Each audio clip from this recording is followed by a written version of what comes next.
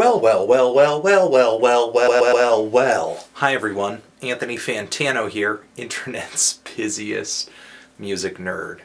And it's time for a review. Goatwhore, Blood for the Master. These guys are an extremely blasphemous metal band from New Orleans, and this is their 5th full-length album. And the tracks on this LP, just like Goatwhore's previous material, contain a combination of sounds from the worlds of black metal and death metal. Now, black metal and death metal started around roughly the same time in the 80s, but death metal caught on first. I mean, really kind of caught on as a strong trend. And as death metal as a trend was hitting its peak in the mid-90s, that's when black metal, the Scandinavian sound popularized by artists like Mayhem or like Burzum, that's when that stuff started catching on. Of course, there would be musicians out there who would just combine both worlds. Now, there's no single way to make blackened death metal. Over the years, groups have experimented with various combinations of the double bass drums, the death growls, the retched vocals, the tremolo-picked guitars, the chromatic riffs, maybe some keyboards too. At the style's roots sits artists like Necrophobic, but blackened death metal, though it has always been pretty small, it's never really gotten bigger than the two genres that make it up, it's never really died out either. And today there's a new breed of bands that are keeping the sound alive, like Anal Nathrak,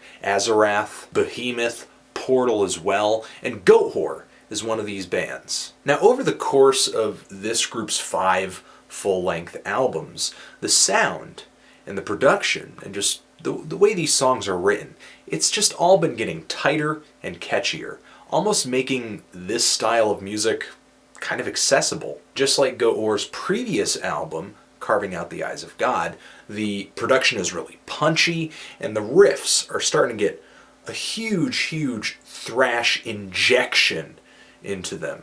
And I would even say on this album, the thrash elements are getting even stronger. I would say the hooks play a bigger role on this LP too. Goatwhore is just reaching this level of just straightforward, pure adrenaline simplicity that reminds me of that Skeleton Witch album that came out last year. It's aggression for aggression's sake, which I can enjoy. That can be pretty appealing for people who are looking for an album that has virtually no BS whatsoever. And even though this album doesn't really offer up anything but anger and anti-theism, I can't really help but get caught up in it. Whenever I put this thing on and really listen to it, it just gets my metal face going, you know? It's the face I usually make when listening to a metal record. The vocals are great, really charismatic. You've got some black metal wretches on here which sound like a wolf with its just teeth showing and it's growling. And you've got these death growls too that have a fantastic rasp on them. Really nasty stuff. The riffs do have their upsides and their downsides.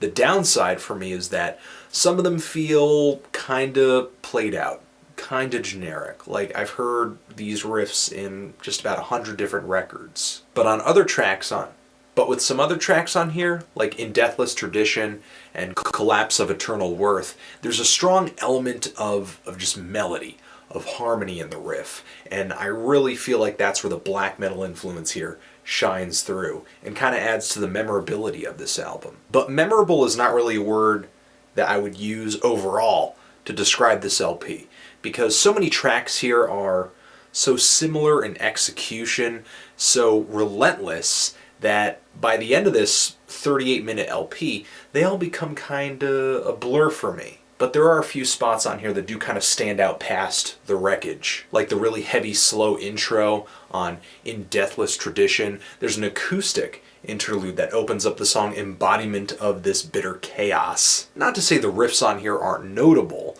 it's just that they're so similar in purpose that Really pulling a riff out of this album to critique it or analyze it or describe it is kind of like sticking your hand down deep into a jar of assorted color thumbtacks to pull out the red one. Some spots on here feel a little more black metal, more consistent with the blast beats and the tremolo picks.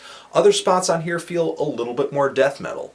But a majority of this album is spent kind of toying with sounds and ideas that appeal to most metal fans, kind of common ground for the extreme metal world. And that makes this album really easy to like.